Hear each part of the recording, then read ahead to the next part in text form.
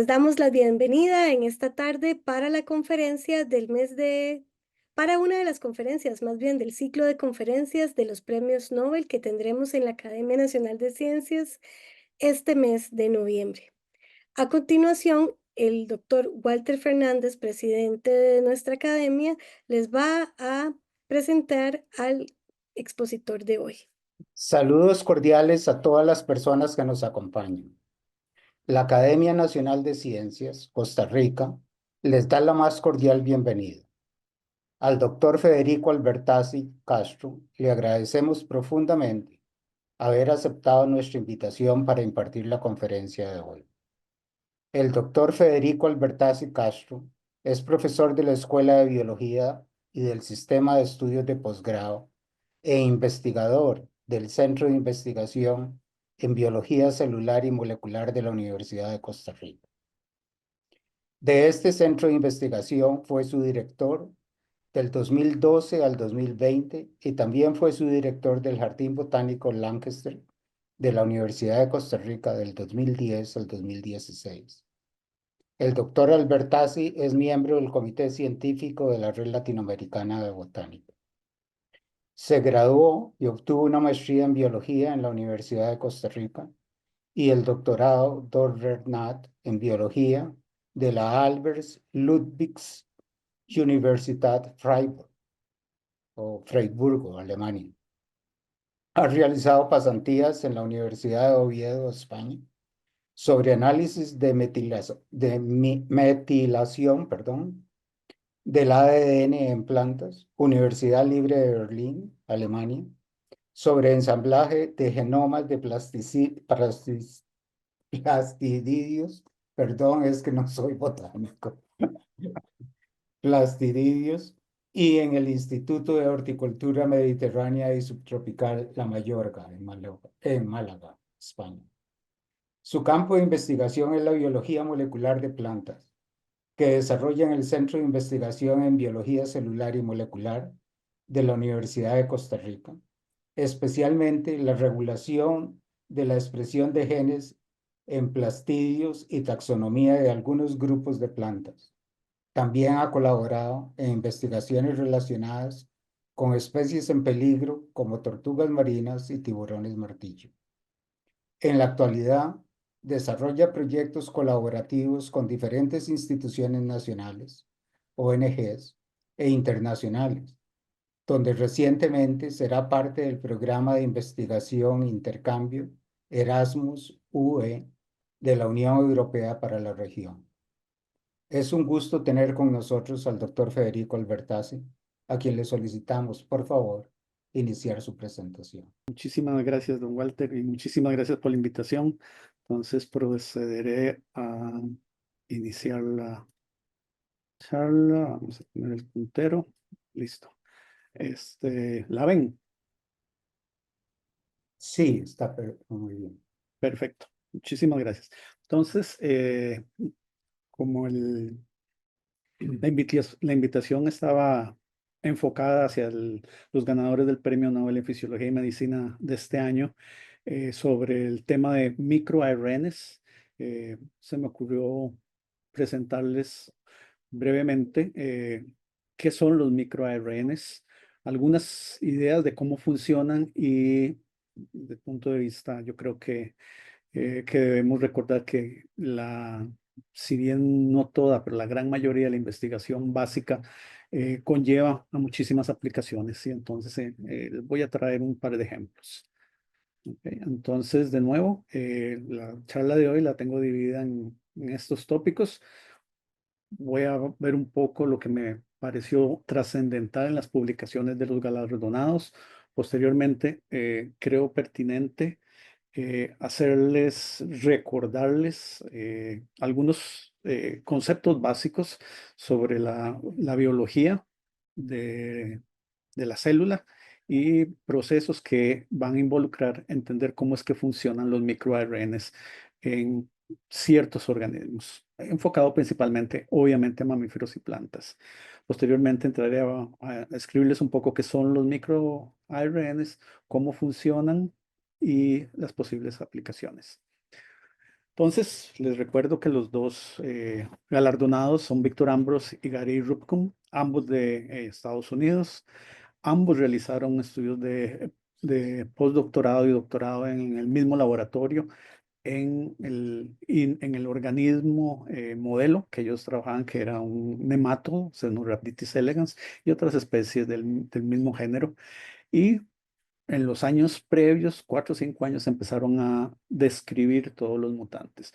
Muchísimo del avance en la biología molecular se debe a los mutantes. Los mutantes, recordemos que son eh, variantes que ocurren en la naturaleza, y algunas de ellas, esas variantes presentan rasgos diferentes a lo que se llama el organismo silvestre no mutado.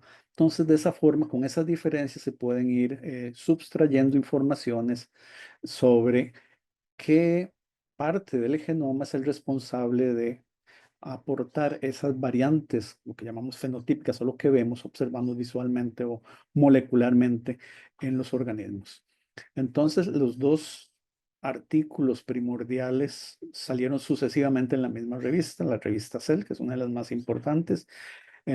A la izquierda, entonces, tenemos el trabajo de Ambros, y a la izquierda el trabajo de Ripken. Ambos se centraron en moléculas en ese momento que estaban regulando un gen. En este caso, el gen que estaban regulando es lo que se llama o denominan el gen Lin14.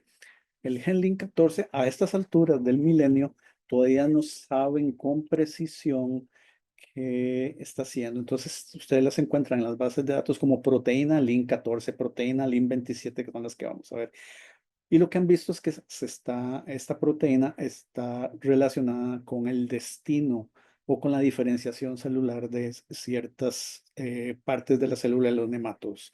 Y vamos a ver que también este proceso, y por eso es que recibieron el premio Nobel, no es un proceso aislado y único, sino que está presente en casi todos los organismos multicelulares que existen en la actualidad. Entonces, este gen, a través de mutantes que ellos habían identificado, empezaron a caracterizarlo y vieron que estaba, vamos a verlo así, controlado por otra molécula, en este caso un ARN muy pequeño que denominaron Lin4. ¿Ok?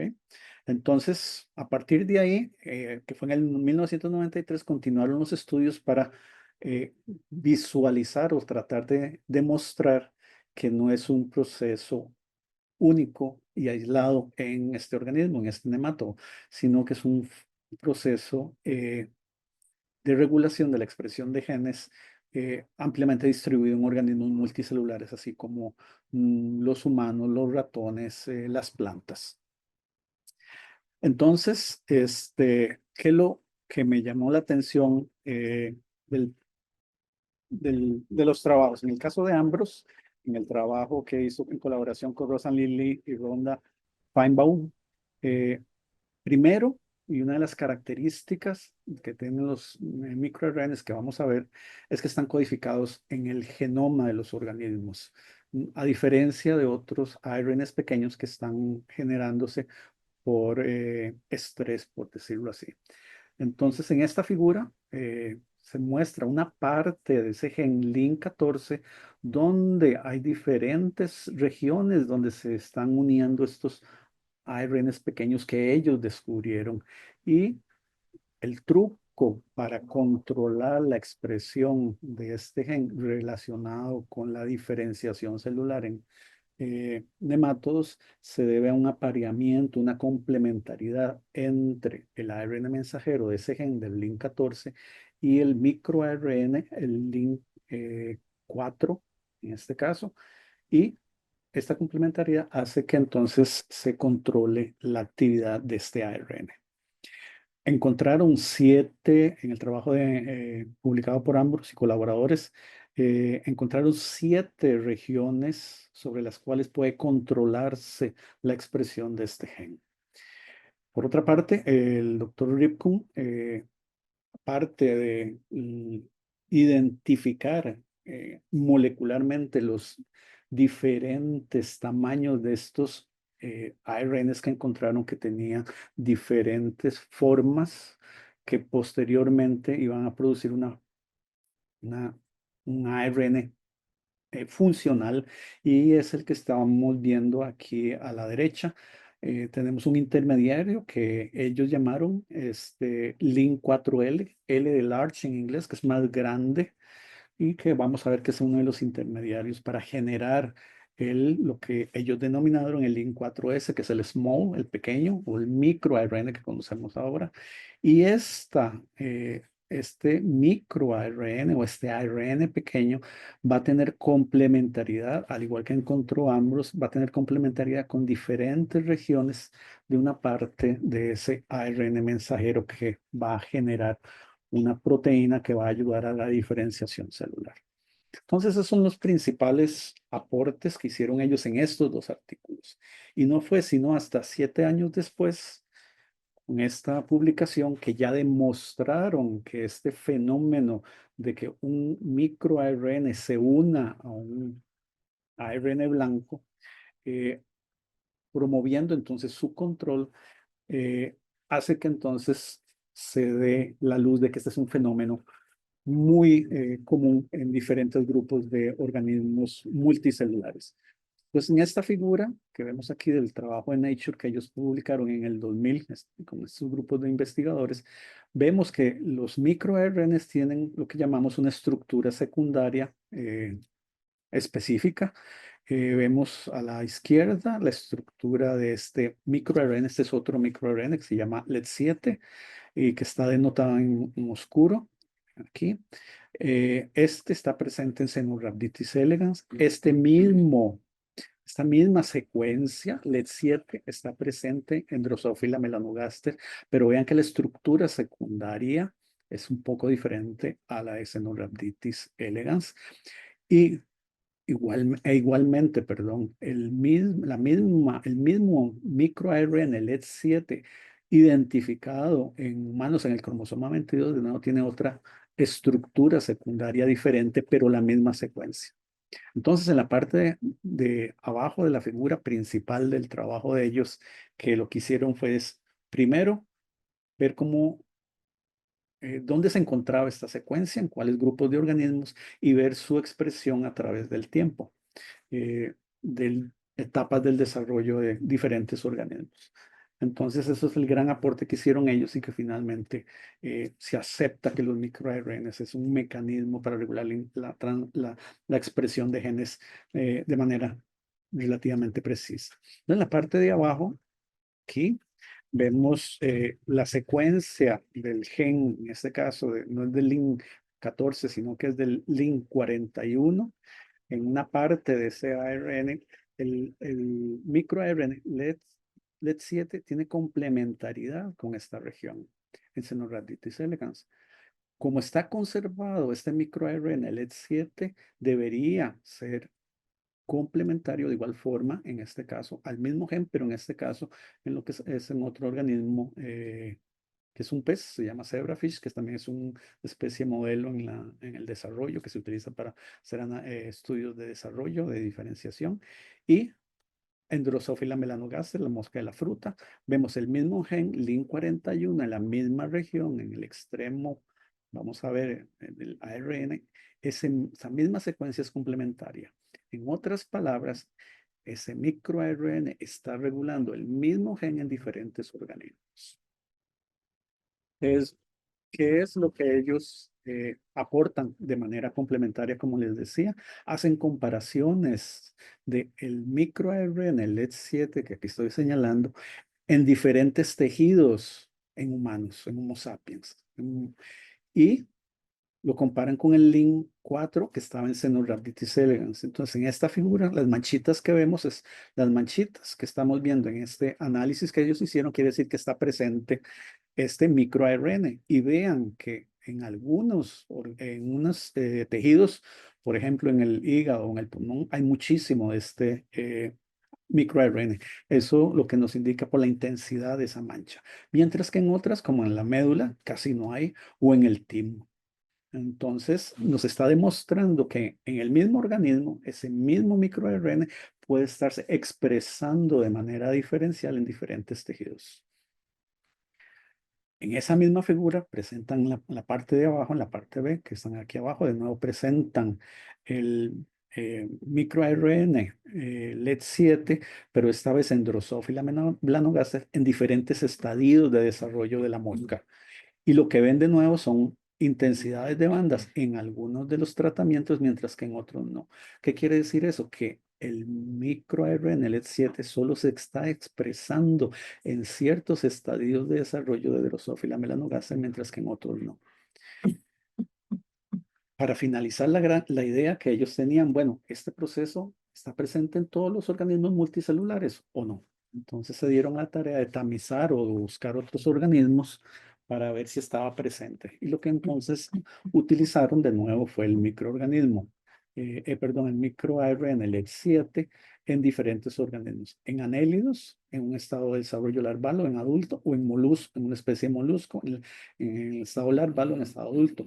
Y de nuevo, las manchas nos indican la presencia del microARN. Va a estar presente en adulto en estas dos especies de organismos, pero ausente en su estado larval. Mientras que el control siempre ha sido del ensayo, muy elegante. El microARN que habían encontrado en Synovitis y siempre utilizan como control ese donde lo encuentran y se evidencia por la mancha. ¿Qué pasa con organismos menos complejos o con menos cantidad de células? Por ejemplo, corales o anémonas, por ejemplo. Vemos que el LED7 solo está presente en Caenorhabditis elegans, en organismos menos complejos no están presentes. Entonces quiere decir que en algunos organismos están presentes y en otros no. En cuáles no están presentes en esta filogenia, en este agrupamiento de especies.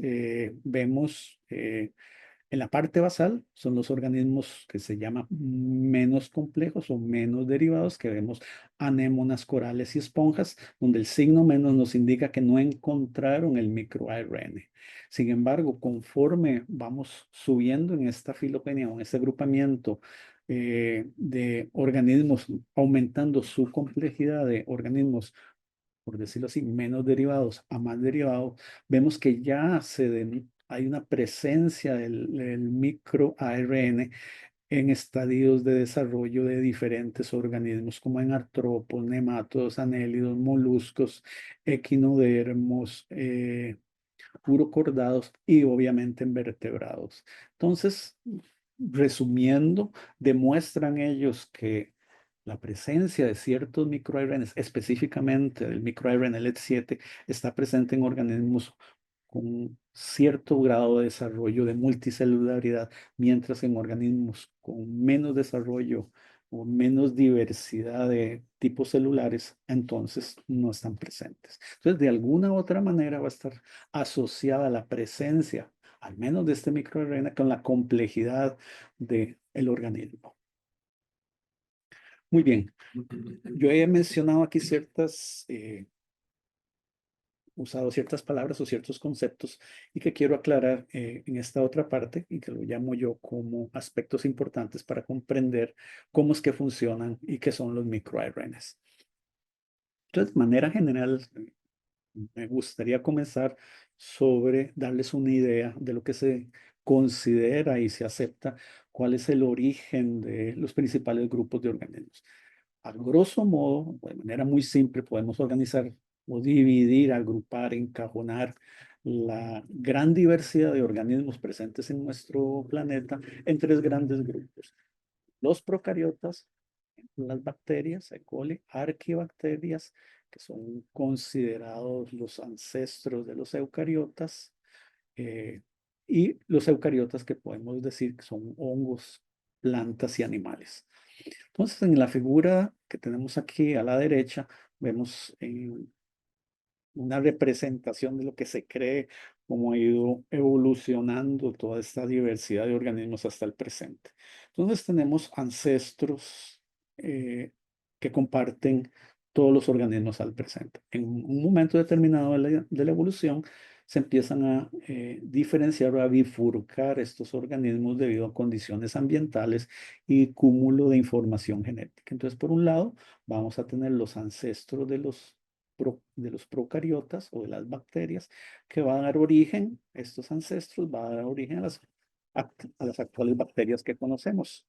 Por el otro lado, hubo una rama que originó las arquibacterias o los ancestros de las arquibacterias que a través del tiempo fueron divergiendo o diferenciándose hasta formar las actuales arquibacterias que tenemos hoy en día. Los eucariotas, habíamos dicho que pueden ser hongos, animales o plantas, vemos que es en realidad una mezcla de aportes de cada uno de estos ancestros antiguos durante la evolución y generación de los actuales hongos, plantas o animales. Y vamos a tener, o se cree que a través de la evolución de los eucariotas ha habido influencia, y de hecho se ha demostrado, ha habido influencia tanto de la parte bacteriana como de la parte arquibacteriana, que constituyen lo que conocemos en la actualidad como eucariotas o los animales, plantas y hongos. Entonces, lo que me interesa de reforzar con esta figura es que los eucariotas es una mezcla de información de un grupo como del otro. Y eso es lo que la evolución ha ido mejorando a través del tiempo y ha generado los actuales organismos que conocemos como, de nuevo, hongos, plantas y bacterias. Hay diferencias muy básicas entre cada uno de estos grupos. Tal vez lo que me interesa es mostrarle que en el grupo de los procariotas, las bacterias, generalmente, no todas las bacterias, por eso digo generalmente, tienen un cromosoma circular y con algunas proteínas asociadas. ¿Ok?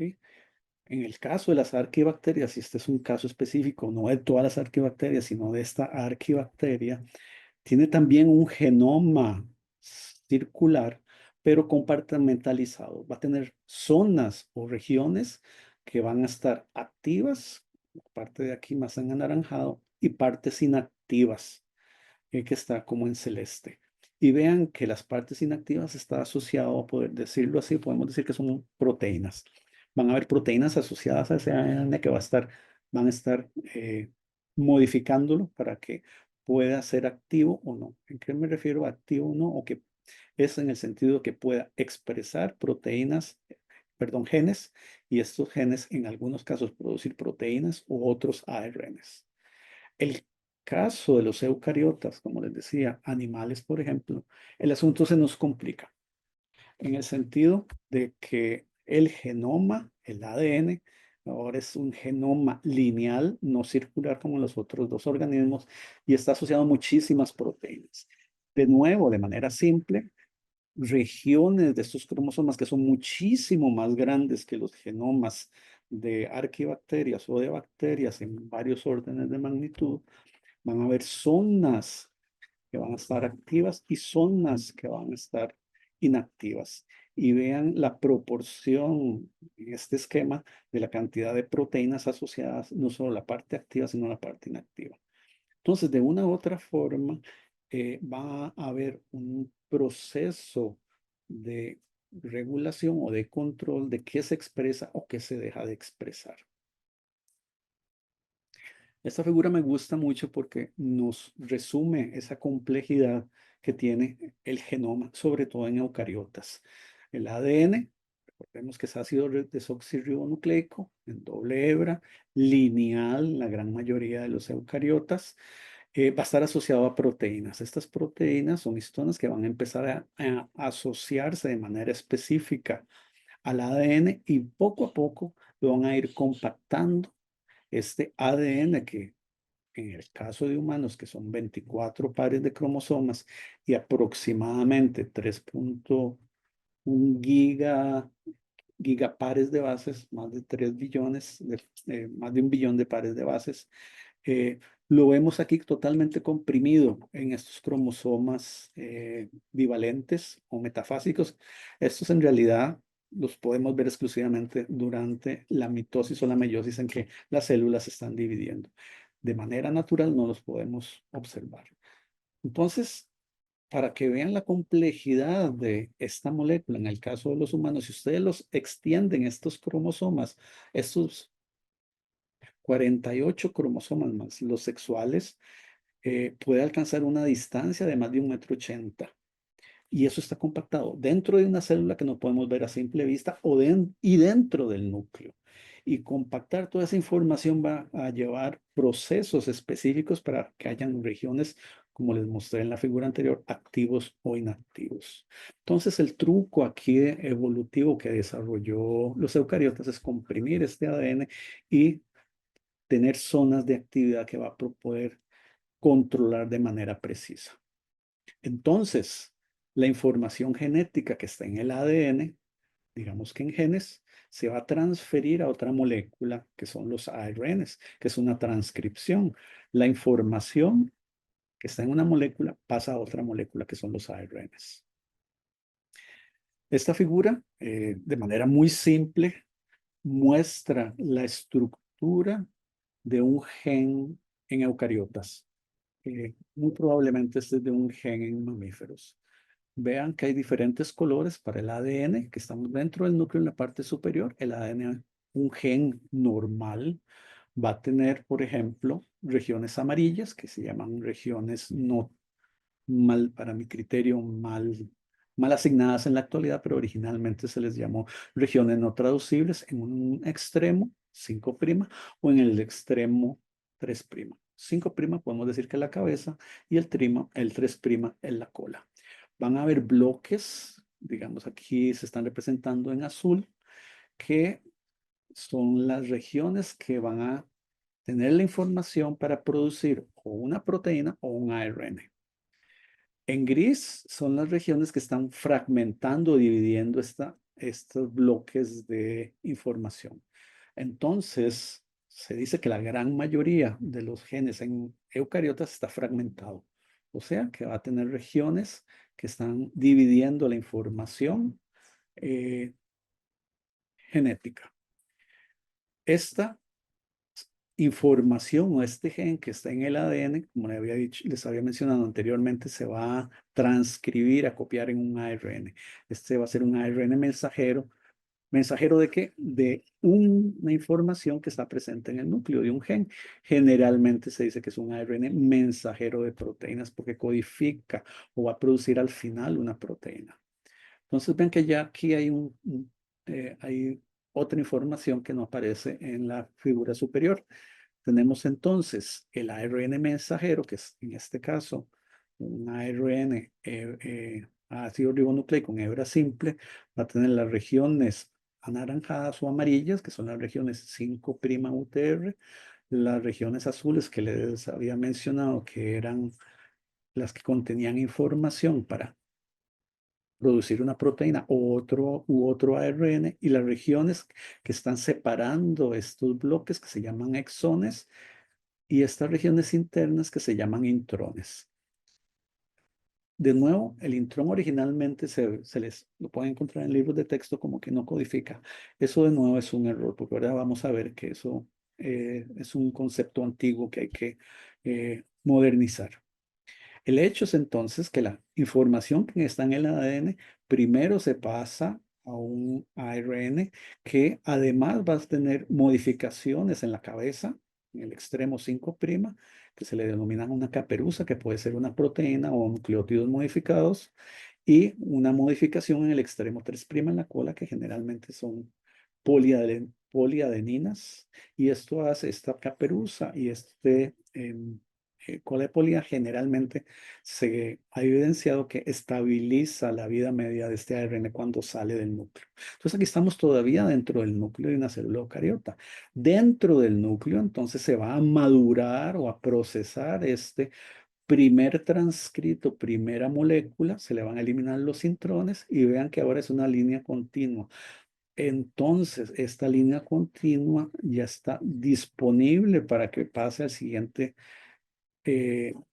lugar dentro de la célula. Va a salir del núcleo y va a ir al citoplasma, donde va a poder ser colonizado por ribosomas en el retículo endoplásmico rugoso o en el citoplasma, formando lo que se llaman polisomas.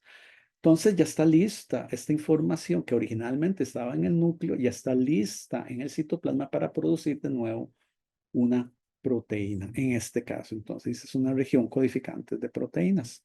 Entonces, más o menos esa es la idea de cómo se transfiere la información genética de un organismo mamífero, por decirlo así, o vertebrado, dentro del núcleo hacia el citoplasma producir una molécula disponible para producir una proteína. Entonces, qué se ha visto a la hora de analizar todos los ARNs que existen en una célula eucariota? Y hace muchos años se clasificaba de esta manera. Yo le he modificado a través del tiempo. Entonces, originalmente uno decía que obtenía ácidos nucleicos, ARNs totales. En realidad, ácidos nucleicos totales y podía uno subtraer el ADN o el ARN por diferentes tratamientos.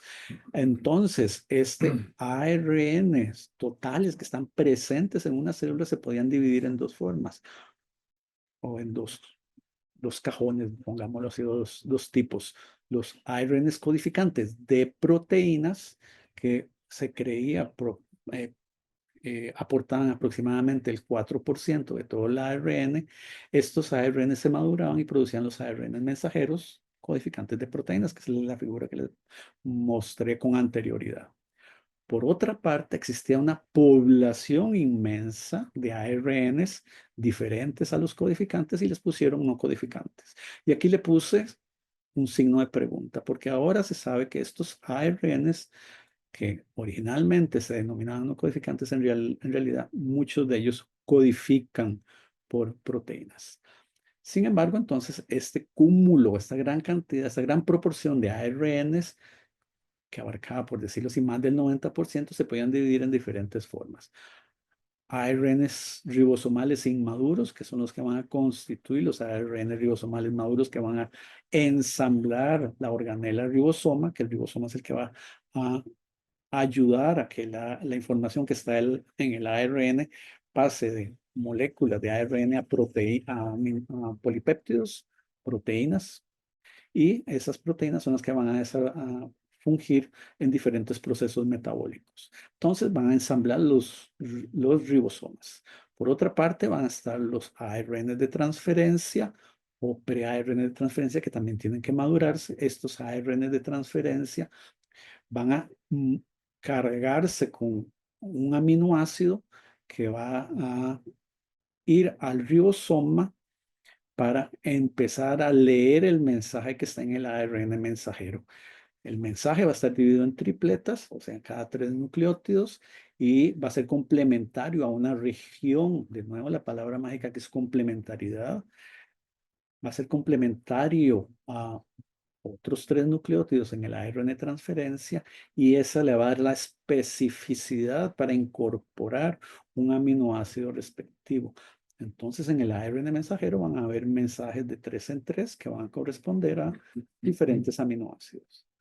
Va a haber otro grupo grande de ARNs que van a estar involucrados en la maduración de los ARNs mensajeros, ARN ribosomales, ARN de transferencia, y en la actualidad se sabe para microARNs también.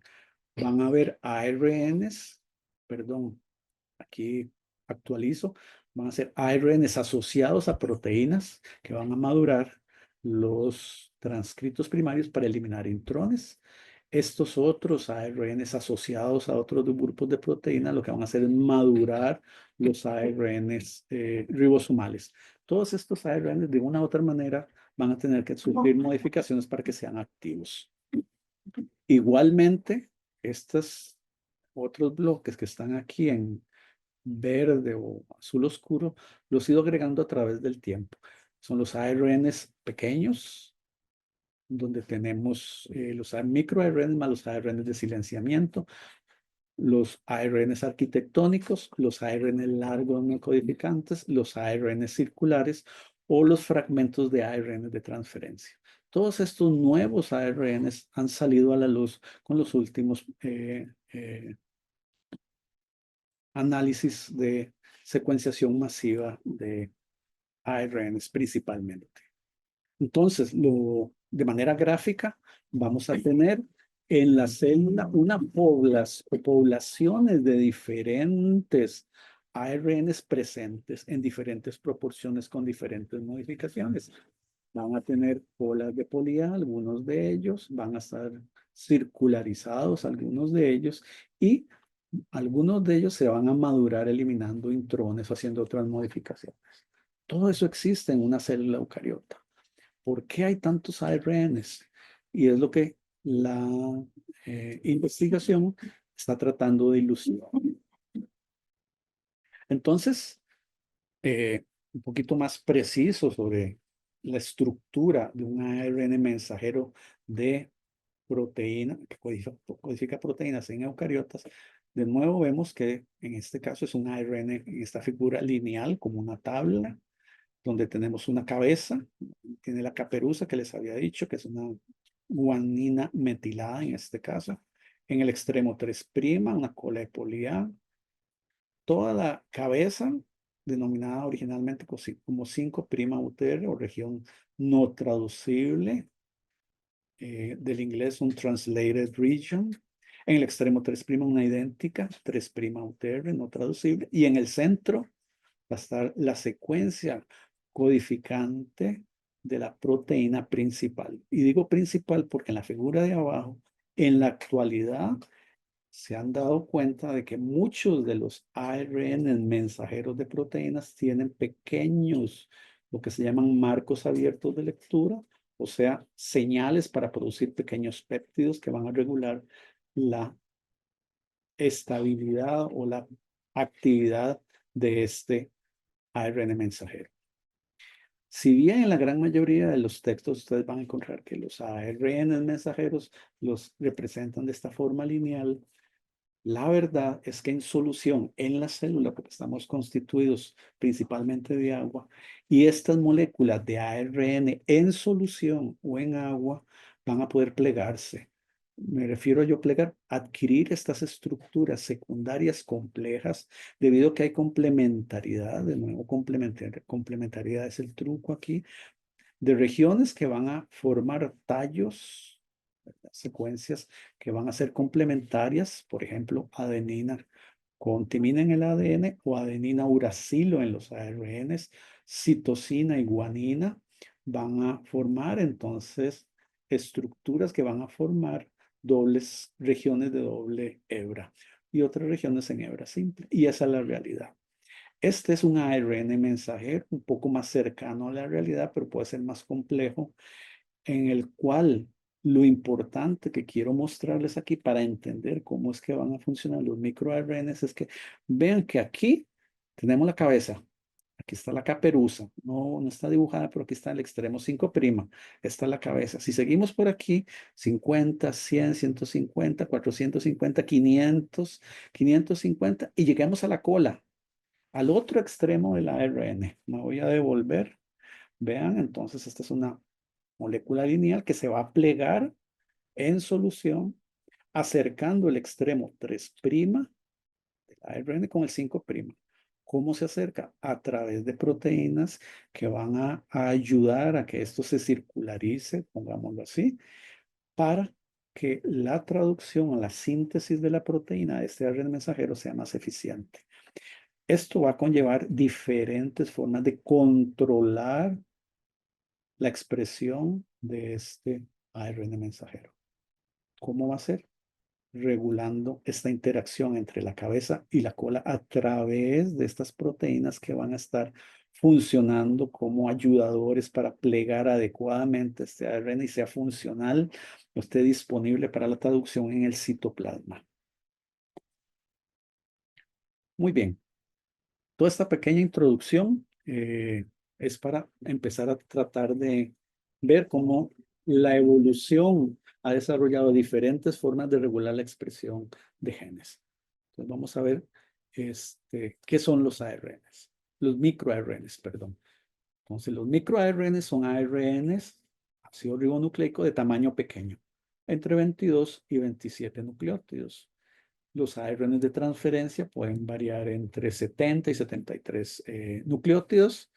Los ARN mensajeros, dependiendo de los eucariotos, puede variar entre 1000 nucleótidos hasta miles de nucleótidos para algunos genes.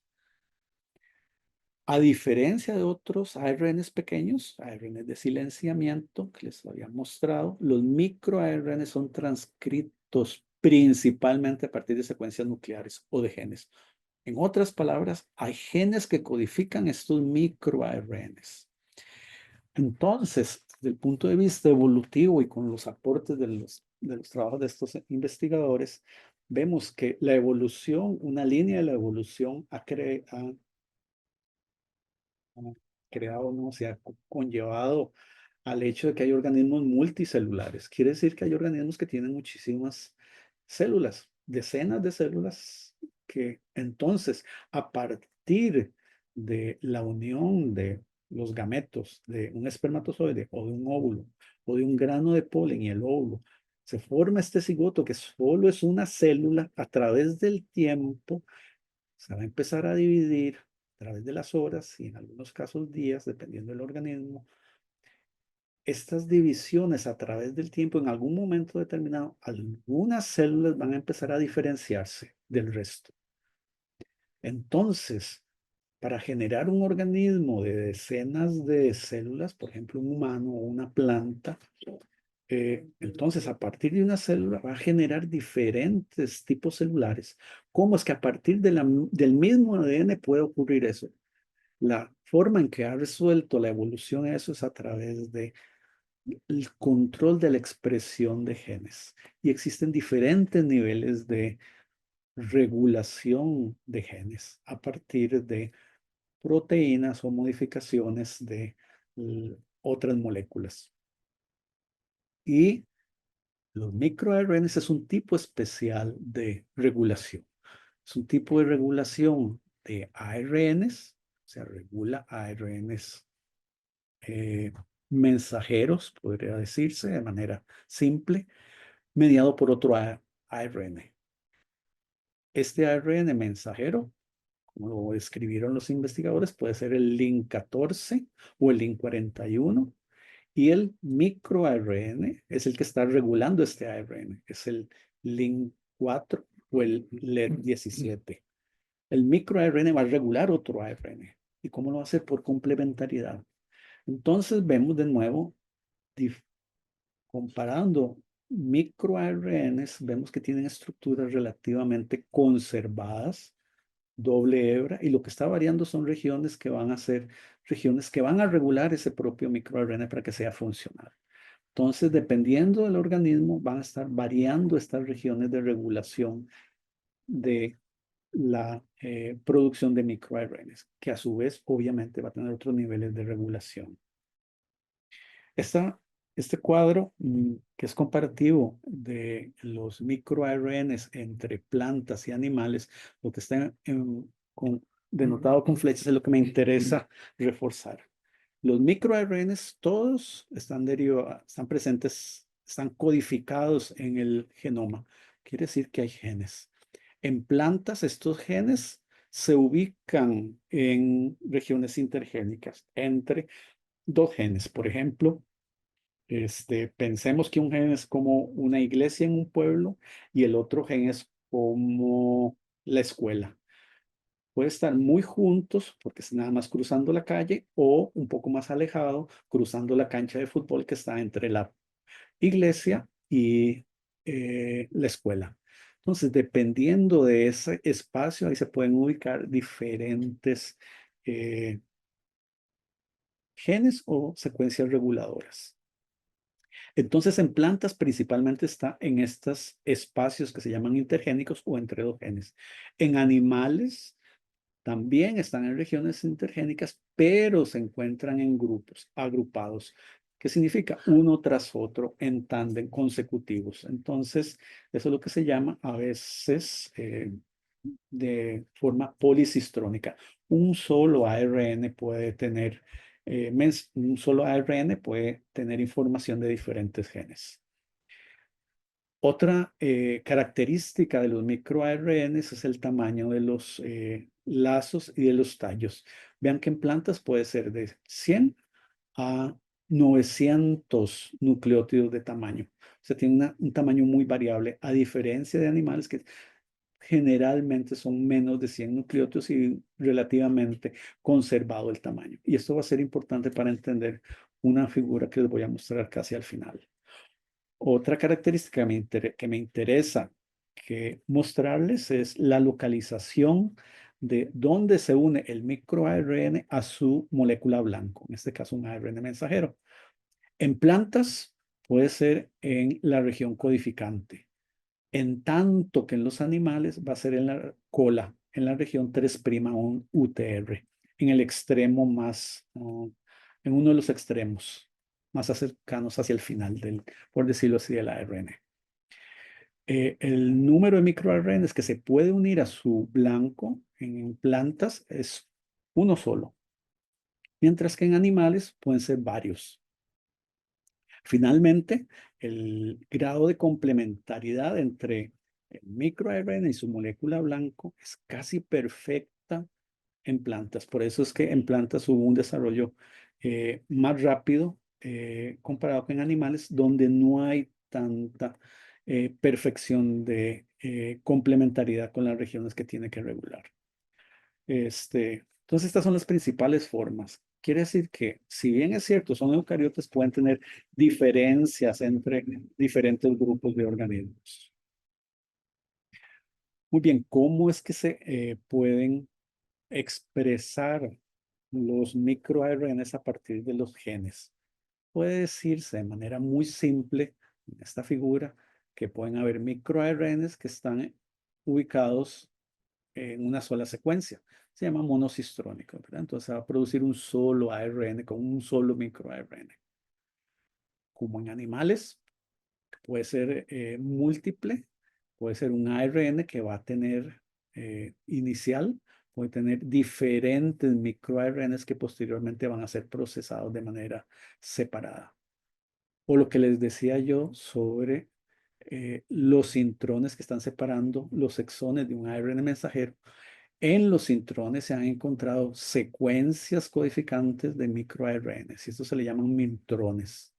Entonces, todos estos ARNs que se pueden encontrar en diferentes formas en el ADN se van a expresar de manera diferencial, obviamente, cuando tengan que expresarse según sea el requerimiento celular. Va a producir lo que se llama un microARN primario que va a estar asociado a proteínas que lo van a madurar o lo van a procesar aquí con las flechas, van a cortarle en los extremos 5' y 3' para generar un pre-microARN más pequeño que puede tener diferentes modificaciones en los extremos dependiendo de los organismos. Este microARN o pre-microARN se va a asociar a proteínas dentro del núcleo específicas para que sea exportado. El núcleo es una organela muy compleja sobre la cual va a tener que recurrir a proteínas para que sean exportados estos ARN de manera específica. Van a ser como aduanas o como portillos selectivos de lo que entra y lo que sale dentro del núcleo. Entonces, si no está la proteína o la tarjeta para que pueda entrar a una organela, no va a poder ejecutarse. Entonces, se va a asociar a proteínas específicas que lo van a exportar fuera del núcleo hacia el citoplasma. Ya en el citoplasma se va a asociar a otras proteínas que se llaman DICER o DICER, que van a continuar el procesamiento de este pre-microARN, liberando este ARN que está en doble hebra, liberándolo para constituir un ARN en hebra simple, un microARN que se va a asociar a estas proteínas que se llaman ARGO, que es la abreviación de argonauta, para constituir un complejo proteínico que se llama RISC, que es el que va a cumplir su función de regular. El otro va a ser reciclado y continuar el ciclo de procesamiento. Entonces, como les decía, algunos microARNs van a estar presentes o van a estar codificados dentro de los intrones.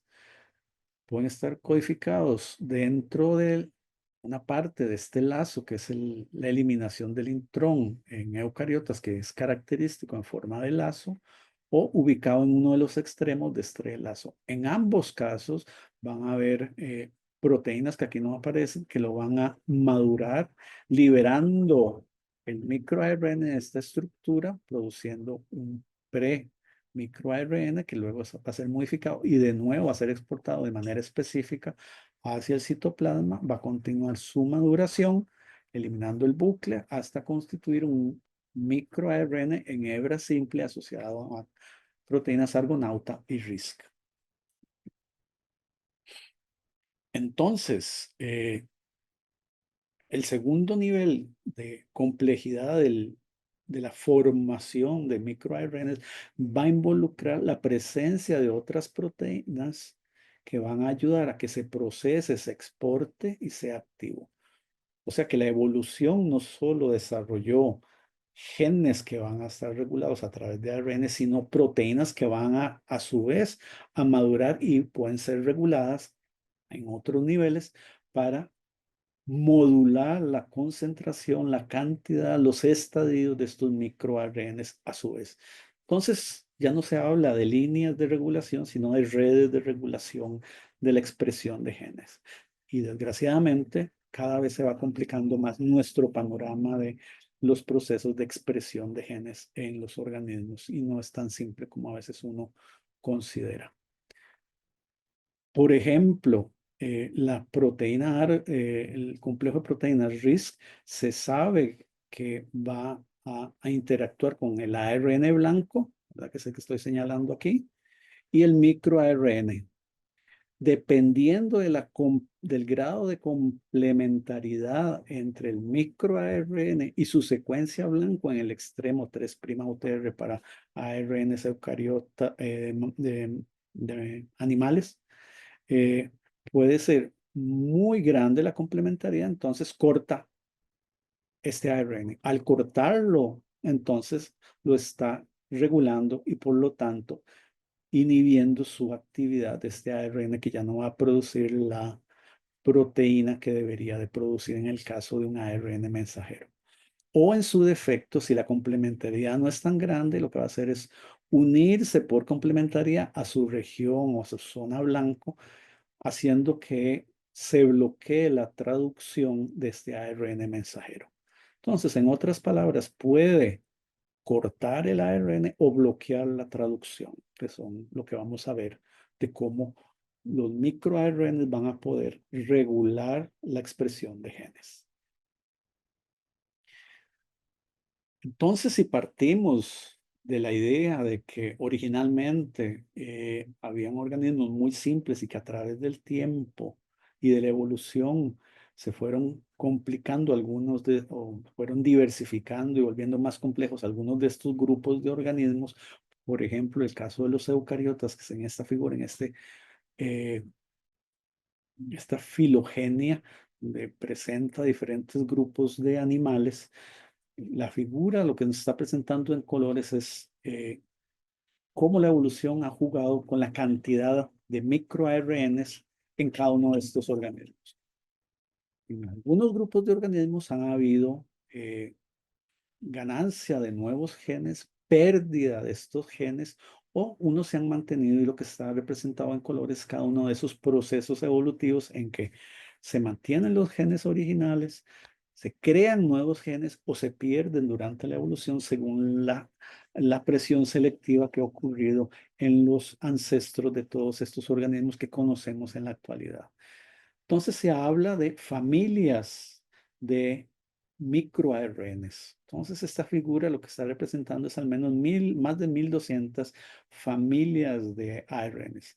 ¿Qué son familias de ARNs o familias de proteínas? Por ejemplo, podemos pensarlo en humanos. La familia Rodríguez de San Ramón puede ser muy, muy grande comparado con la familia Mulmani, que son pocos miembros. De igual forma, se ha clasificado familias de microARNs con ciertas características que pueden tener pocos miembros a otras familias que pueden tener más de 10 o 20 miembros. Entonces, estas familias van a compartir ciertos rasgos como los Rodríguez o los Musmani y van a cumplir funciones específicas. El hecho es que entonces lo que nos presenta, que quiero mostrarles con esta figura, es que la evolución ha jugado con todos estos microARN de diferente forma para generar la diversidad de organismos que conocemos en la actualidad. Entonces, ¿cómo funcionan los microARNs? De nuevo, el ADN dentro del núcleo. Esta es una célula eucariota, un mamífero.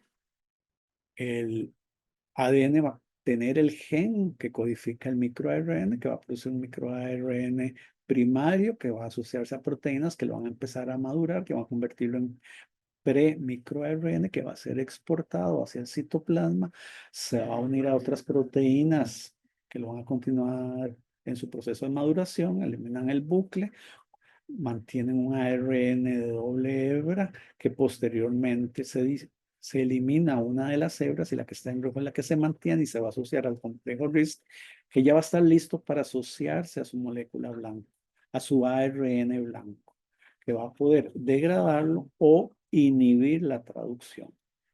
Y si se acuerdan de la figura que les decía que este ARN, como está presentado aquí, que es una forma lineal, en realidad esto está plegado, circularizado. Entonces, esta proteína o este complejo va a hacer un efecto de inhibición para el proceso de traducción o inicio del proceso de traducción. Los microARN se pueden unir con diferente, no afinidad, sino cantidad de nucleótidos a su hebra blanco. Dependiendo de ellas, entonces va a poder de esa forma regular la información genética. Puede ser con algunos pocos nucleótidos. Este mismo otro ARN puede ser con mayor cantidad de eh, nucleótidos apareados de manera precisa o de manera cooperativa. Varios microARNs con sus moléculas RIC se pueden unir a un solo ARN blanco, o lo que se ha encontrado también es el proceso que se llama editaje, que va a poder también ayudar a regular la información genética. Este proceso de editaje en realidad es una de las excepciones del dogma central, que es que la información presente en el ARN es modificada, no en el ADN. Entonces, un nucleótido, en este caso la adenina, puede convertirse en inosina, o en plantas una citosina puede convertirse en uracilo. Estos cambios están regulados a su vez por otras proteínas y van a contribuir a aumentar el nivel de complejidad del control de la información genética. Por si fuera poco, en la parte derecha vemos que los microRNs asociados a las proteínas RISC se pueden almacenar o viajar a diferentes organelas dentro de la célula. Pueden viajar a las mitocondrias, pueden devolverse al núcleo, pueden ir a gránulos dentro del citoplasma o pueden ir directamente a regular la expresión de genes, o lo que vamos a ver más adelante, pueden entrar en vesículas que se llaman exosomas, en vesículas lipídicas, y adentro va a estar el microARN asociado y puede ser exportado fuera de la célula, viajar al sistema vascular de plantas o al sistema sanguíneo en animales. Entonces, como ven, hay otro nivel de distribución espacial de la actividad de los microARNs. Entonces, para reforzarles la idea, los microARNs en sistemas eucariotas, principalmente en mamíferos, el microARN que está aquí en amarillo asociado a Argonauta y a RISC se va a unir a la región 3' UTR de un ARN mensajero que tiene que ser regulado. En este caso, vean que es un ARN dibujado de manera lineal. Tiene el marco abierto de lectura o la proteína que tiene que producirse. Tiene los factores de iniciación de la traducción unidos a la caperuza en el extremo 5'. La cola de polía va a estar asociada a proteínas de unión a la cola de polía que también van a ayudar a que esto se pliegue y se circularice. Entonces, si hay un microARN unido a esta región, este proceso se bloquea de circularización, entonces va a bloquear que el complejo de factores de iniciación de la traducción comience o se asiente sobre el ARN, por lo tanto, no va a haber traducción, bloqueando la traducción en este lado de este ARN. Por otra parte, también va a poder afectar el extremo 3' en la cola de polía, haciéndolo más expuesto a proteínas que van a degradar este ARN y por lo tanto degradar la cola de polía y posteriormente degradar el ARN.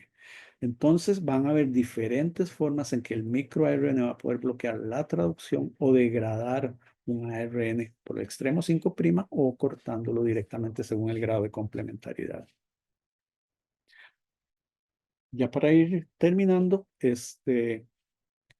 los microRNAs principalmente se han encontrado que están regulando procesos de desarrollo celular.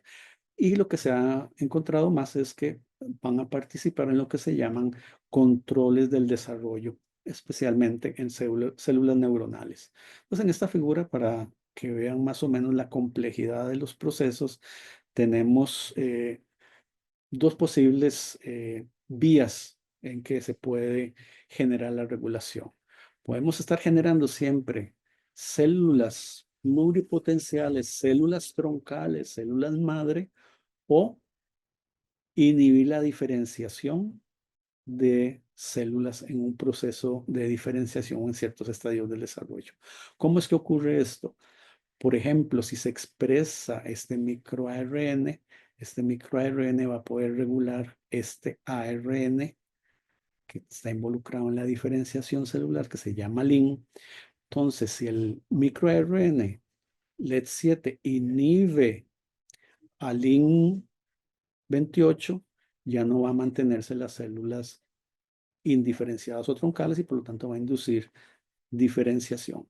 ¿Por qué? Porque entonces el LED7, el micro ARN LED7 va a inhibir LIN28 que inhibía la diferenciación. Entonces, al inhibir LIN28 ya no va a existir. Al no existir ya no va a inhibir la diferenciación, entonces va a promover la diferenciación celular.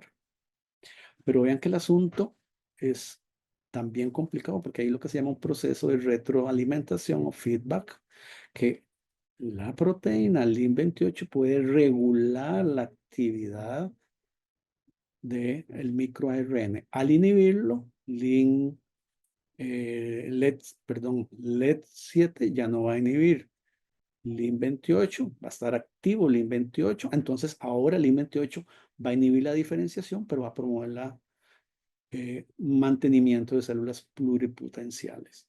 Entonces vean que es un equilibrio dinámico. Aquí estamos resumiendo el proceso de control, pero muchos de los procesos son así de complejos o todavía más complejos.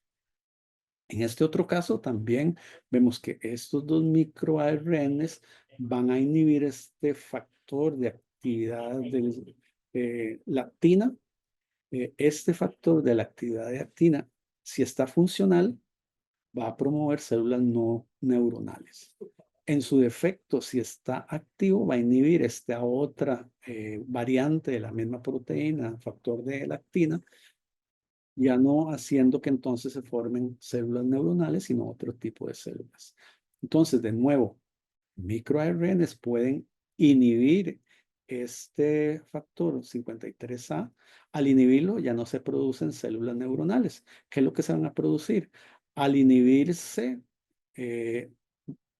BAF53A, inhibe, ya no inhibe BAF53B, promoviendo entonces la generación de células neuronales. Entonces, como ven, son procesos en sucesión entrelazados entre sí para promover diferenciación celular. Y de ahí entonces entender cómo es que organismos generados de un solo par de células, por ejemplo, de gametos espermatozoide de un óvulo puede generar individuos tan complejos como un elefante, como un delfín o como una planta. Se han encontrado, obviamente, por estudios principalmente centrados en humanos, donde hay mayor avance, que los microARNs pueden estar regulando la expresión de genes. En este caso es el síndrome de Tourette. Este es una proteína de membrana, ¿verdad? Que en su estado natural o normal tiene esta guanina en esta posición. Esta guanina en esta posición va a poder interactuar con este microARN.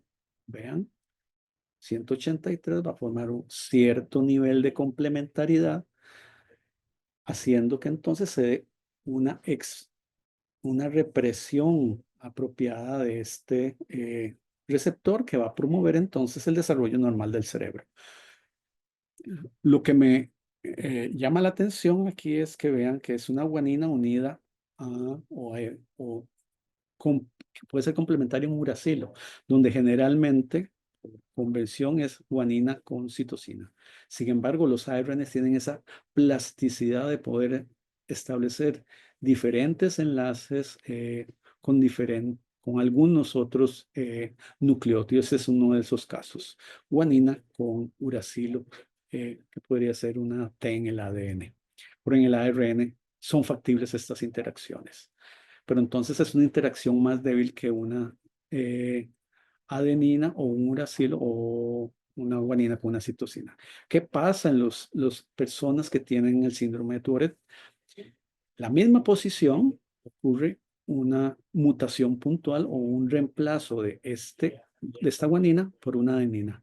Ese cambio de esta guanina por esta adenina hace que sea más fuerte la unión entre este nuevo cambio, la adenina con el uracilo, haciendo más fuerte esta interacción entre el microARN y el ARN mensajero de este receptor, haciendo entonces que se produzca una normalidad y generando el fenotipo, la característica, el rasgo del síndrome de Tourette. Y como les decía, que los procesos de regulación en realidad en eucariotas o en muchos organismos, en realidad también en bacterias se ha visto que son complejos, los microARNs a su vez pueden ser regulados por otros ARNs que habíamos visto. Recuerdan que les había mencionado que en una célula eucariota podíamos encontrar diferentes ARNs, que más del 90% no eran ARNs codificantes de proteínas, sino que eran otros ARNs. Y aquí los vemos. MicroARNs pueden ser secuestrados, subtraídos del ambiente por ARN largos no codificantes, ARNs codificantes que pueden hacer un efecto competitivo por concentración, pseudogenes, que son genes modificados o, pongámoslo así, en realidad son genes, son secuencias modificantes muy parecidos a genes codificantes y se les da el nombre de pseudogenes. Pero de nuevo esto hay que cambiarlo porque se ha visto que pseudogenes pueden producir proteínas. De todas formas, estas secuencias denominadas en la actualidad como pseudogenes también pueden secuestrar microARNs. ARNs circulares pueden secuestrar ARNs. Entonces, en resumidas cuentas, puede haber un equilibrio de concentración o lo que se llama cuantitativo de la disponibilidad de microARNs en un tipo celular determinado dependiendo de quién está presente en esa célula. Entonces, los microARNs también pueden ser regulados por otros ARNs. Y aquí lo que me interesa mostrarles es ciertos avances que han ocurrido en ciertos sistemas. Este es un caso en plantas, por ejemplo, donde tenemos en la rizósfera, en el suelo. Ustedes saben que ahora es muy importante, o se le da mucha importancia a la salud del suelo para que la planta crezca más vigorosamente. ¿Y por qué viene ese conocimiento que puede ser milenario, verdad? Y ahora puede uno encontrar una respuesta a dicho proceso. Las plantas están interactuando con bacterias y con hongos en el suelo, y con nematos, con muchísimos organismos. Pero en este caso vamos a centrarnos con bacterias y hongos.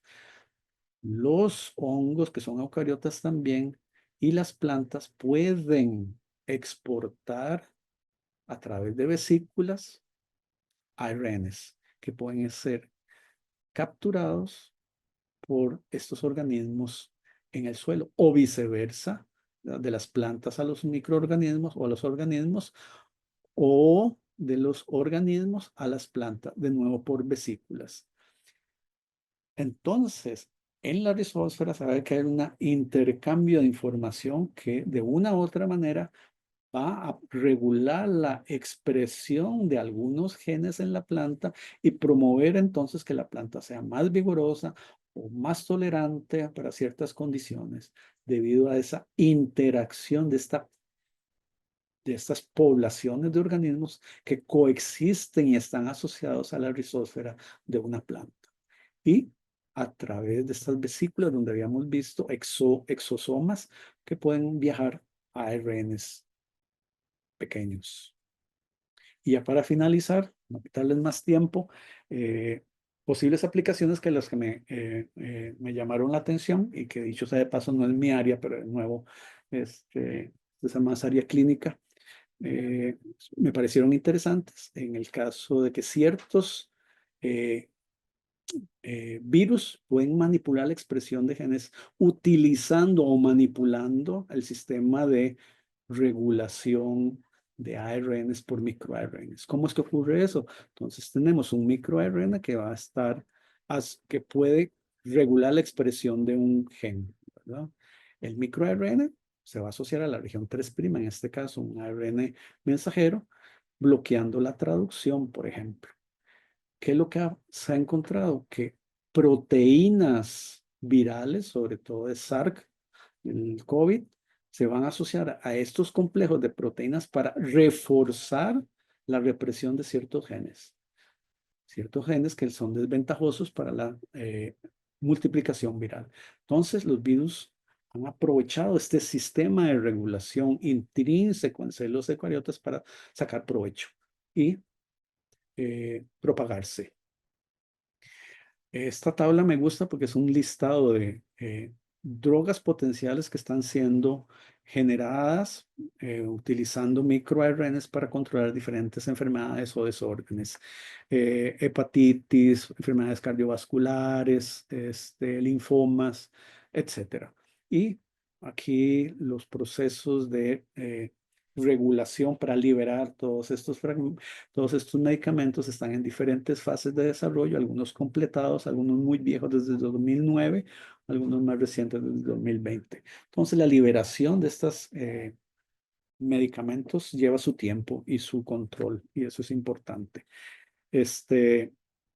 También se ha visto que se pueden regular de manera artificial la expresión de genes insertando ARNs de silenciamiento, lo que se llama ARNs pequeños, para utilizar la misma maquinaria que utilizan los mismos microARNs para regular la expresión de genes específicos. Esa es la estrategia que están utilizando para regular muchísima expresión de genes que puedan estar produciendo enfermedades o desórdenes, valiéndose de un sistema preexistente. Existen medicamentos que ya están liberados al ambiente, por ejemplo, se llama Partisiran, que de nuevo es un ARN de interferencia regulado que va a inhibir la expresión de esta proteína que se produce la amiloidosis de transtiretina, que es una enfermedad degenerativa, regulando el ARN. Entonces, al regular el ARN, reduce la posibilidad de este degeneramiento en las células neuronales a través, de nuevo, de un ARN de interferencia, utilizando la maquinaria existente dentro de la célula de los microARNs. Y como si fuera poco, en plantas, de nuevo, se ha encontrado que existen lo que se llama micropéptidos generados por los o los microARNs primarios que de alguna forma salen de la célula, de alguna forma son traducidos y van a producir pequeños péptidos. Y se ha encontrado que algunos de estos péptidos aumentan la nodulación. Por ejemplo, en soya, algunos otros producen un aumento en las raíces adventicias que es ventajoso para propagación clonal. Entonces, los intermediarios de los microARNs que van a regular la expresión de genes en plantas se ha encontrado que pueden producir péptidos de uso agrícola.